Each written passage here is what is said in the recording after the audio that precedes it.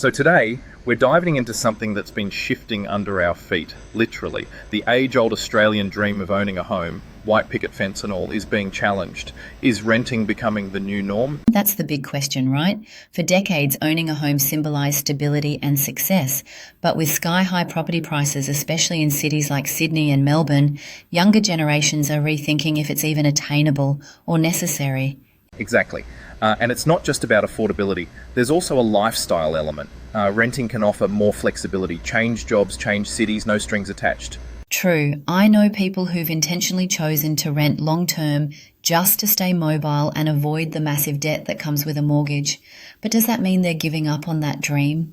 Maybe not giving up, just redefining it. For some, the dream now is freedom, not ownership. Travel, experiences, financial liquidity.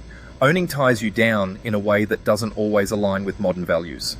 But on the flip side, homeownership still brings a sense of security. Especially for families with kids, having that permanent base can be really important. Absolutely. There's also the investment angle.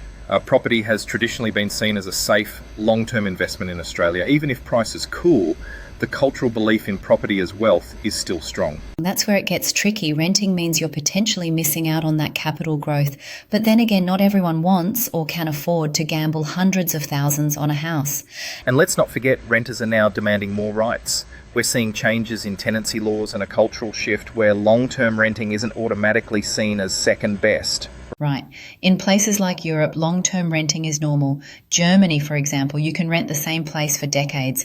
Maybe Australia is slowly catching up.